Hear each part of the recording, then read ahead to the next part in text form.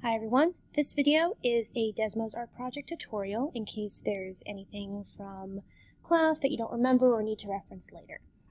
Let's get started. First thing you need in your Desmos art project is an approved image of a famous landmark. For this example, I'm going to use this picture here. The way you add a picture is you hit the plus sign and then image. There we go. You can resize the image if you'd like. Whatever, you should have a center of 0, 0. Your width and height, it doesn't really matter what they are, but you want it to be consistent between all your teammates. Okay, so for example, I'm going to make this exactly 15 and exactly 10, okay, just so it's easy to remember. And if you're the team leader, it's important that you make sure everyone on your team is using the exact same dimensions.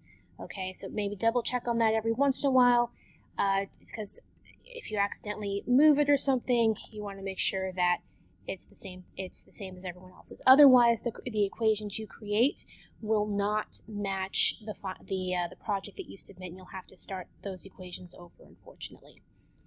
Okay, so next thing you need to always remember is make sure you're signed in. If this says log in, it means you're not signed in. So you're going to want to click on the login button, and I recommend logging in with your school Gmail. I think that's the easiest thing. And then if you hit save, you can title this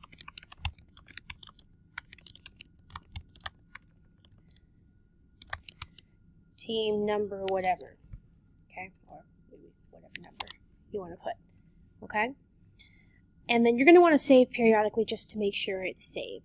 When you need to re-access your document later, the way you do that is by hitting these 3 lines in the upper left-hand corner, and then you should be able to just click on whatever saved graph you're trying to do. So you just do like this and hit click open graph.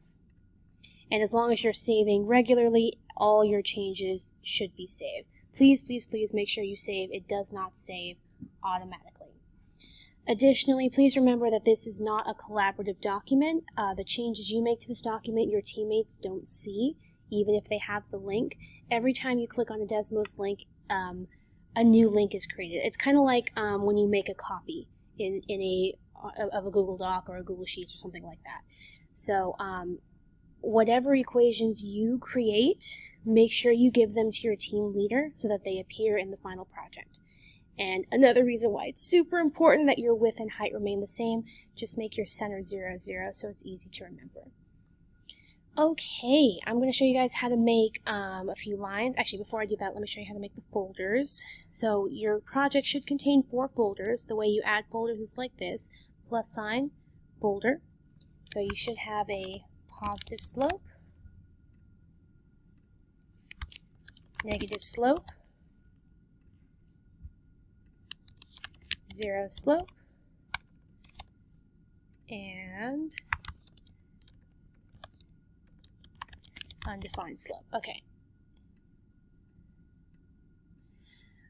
And make sure your approved image is at the very top of the page. So let's create an equation. Let's imagine I want to sketch or trace this line here. This is clearly a negative slope line. So I'm going to go in here, hit enter.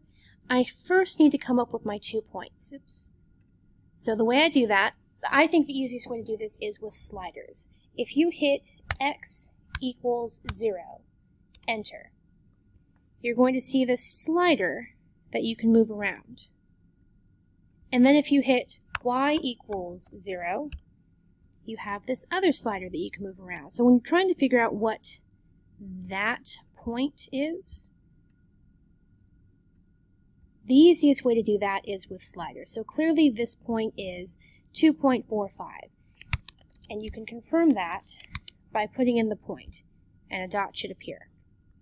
Then if you're trying to find this point down here, just move this over here. Move this down.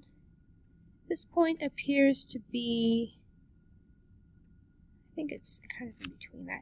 If you're having trouble because your slider is skipping, sometimes it's helpful to just put line or input the number you're looking for manually, and you do that just by clicking on it. Okay, so 3.6 and 3.85. Make sure that you are putting your x first and your y second. Now, if you have your sliders and your points, sometimes it's kind of hard to see. In order to make a line or a point disappear, you just need to click on this colorful circle on the left side. And when you do that, they'll disappear or reappear as needed. So if these are my 2 points, this is how you solve for that. Let me pull up my dot camera. Oh, hit save. There we go. Okay, I've written down my points here. This is going to be my x1, y1, x2, y2. First thing I need to do to find the equation of the line is use slope. So my equation for slope is m equals y2 minus y1 over x2 minus x1. Plug everything in. M equals 3.85 minus 5 over 3.6 minus 2.4. You are more than welcome to use a calculator on this. I'm going to have a calculator on the side here. Okay. We've got 3.85 minus 5.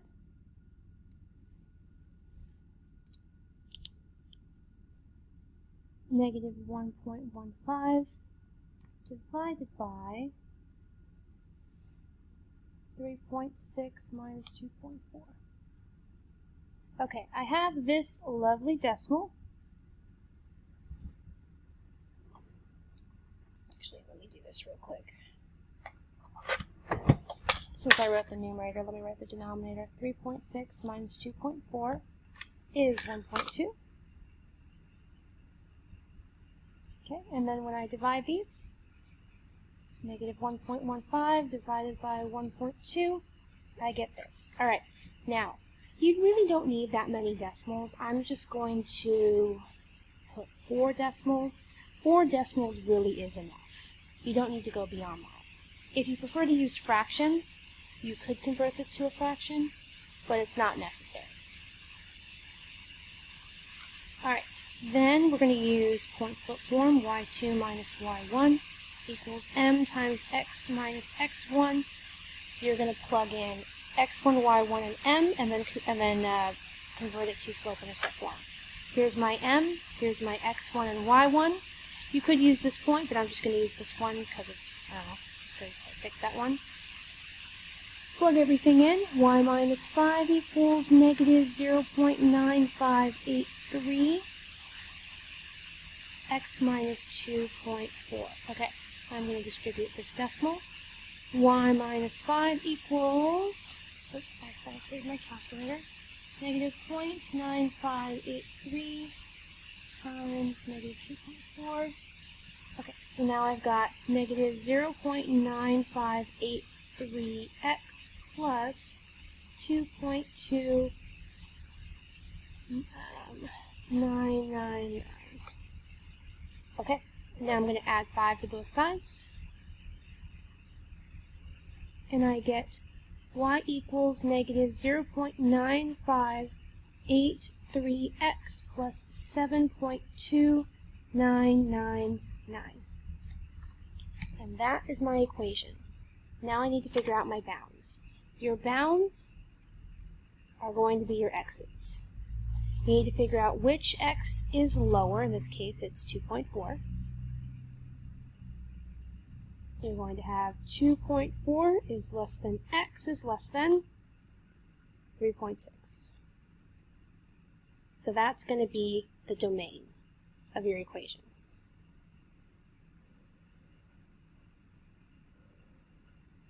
So there's my equation. I'm going to put this into my project.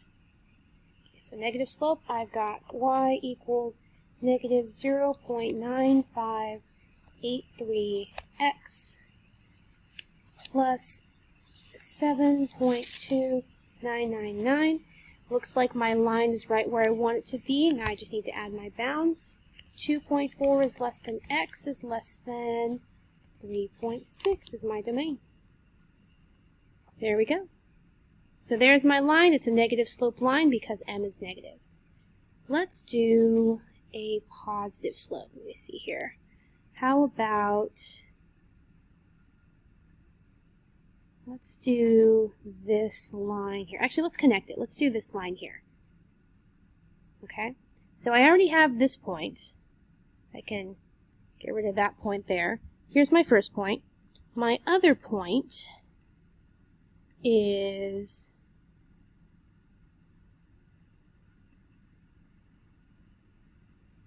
right there.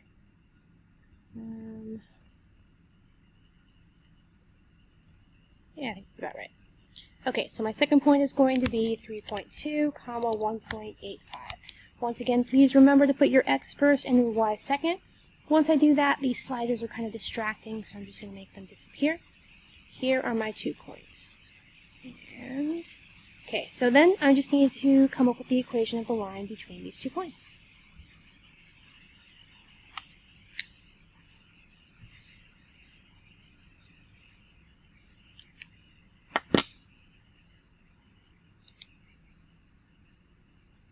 Okay, for number 2, I've already forgotten my points. Hold on, there we go. So we've got 3.6, comma 3.85, and 3.2, comma 1.85. Okay, so here's my x1, y1, x2, y2. First thing we need to do is come up with the slope. So I've got y2 minus y1 over x2 minus x1. Okay, so plug everything in. M is going to be 1.85 minus 3.85 over 3.2 minus 3.6. This is going to be 2 on top and negative 0.4, sorry, negative 2 on top and negative 0.4 on bottom. It's going to give me 5. So my slope is actually a whole number. That's unusual. It does happen sometimes. So now I'm going to use point slope form. Y minus y1 equals m times x minus x1. Plug in x1, y1, and m. Y minus 3.85 equals 5 times x minus 3.6. Distribute the 5. Y minus 3.85 equals 5x minus, let's see here, 5 times 3.6, 18. So I've got negative 18.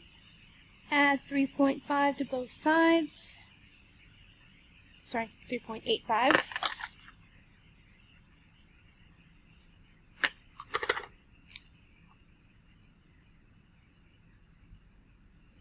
I'm going to get y equals 5x and negative 18 plus 3.85 is negative 14.15.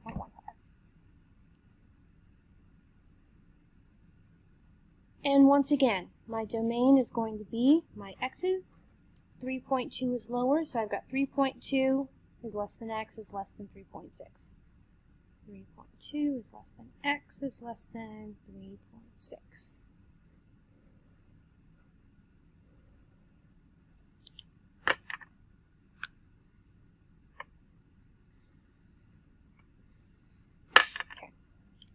Let's put this in. So again, this is a positive slope because my m is positive. Let me show you how to drag an equation in. If you have an equation down here, like y equals 5x minus 14.15, brackets, 3.2 is less than x is less than 3.6. You can drag it by clicking on it and then just dragging it up to wherever you want to put it. And you know it's in the folder if you see this vertical line right here. Also, if you click on the arrow or on the triangle, it'll disappear and reappear, and that's how you know it's actually in the folder. Okay, I'm going to delete these points because I don't need them anymore. There are my first 2 lines, and if you disappear the picture, they're still there. Okay, a few common mistakes before I move on to zero and undefined slope. Some common mistakes that people make if you accidentally put your inequality symbols the wrong way.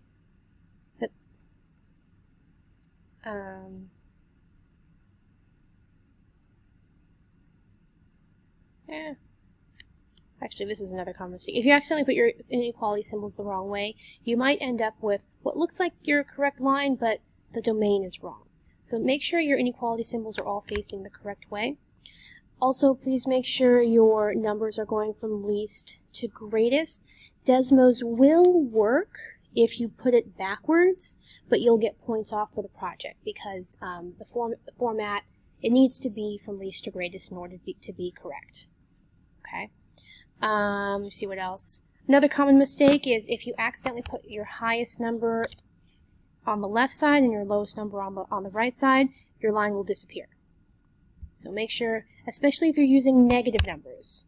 This is very common when people are dealing with negative numbers. Make sure you're going from least to greatest every time. Alright, let's go on to 0 and undefined slope. For 0 and undefined slope, there really isn't any work to show. Let me see if I can find a vertical line. I think I'm going to do part of this curve. So when you're doing a curved line, you're going to make a bunch of little straight lines. So if I'm trying to do this curve here, this part of the line right here is going to be vertical. For the vertical line, you're going to start by using X. Move your X over to where you want it to be. I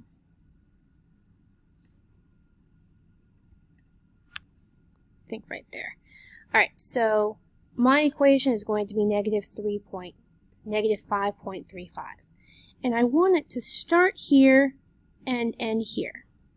Now, when you're dealing with the vertical lines, this is the only time that you're going to be using range instead of domain. Okay, so let me reappear my Y.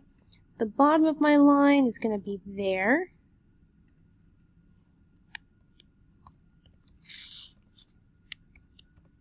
Okay, and the top of my line, I don't know, probably about there. There we go. So there's my vertical line. Actually, it's a little bit lower than I want it. There we go. Okay, and then this would go in your your undefined slope folder. For 0 slope, now we're going to be looking for horizontal lines. I think I'm going to do the same thing, but with the curve down here. So if I was responsible for this curve, this is going to be a bunch of little lines. I'm going to do this part of the curve down here.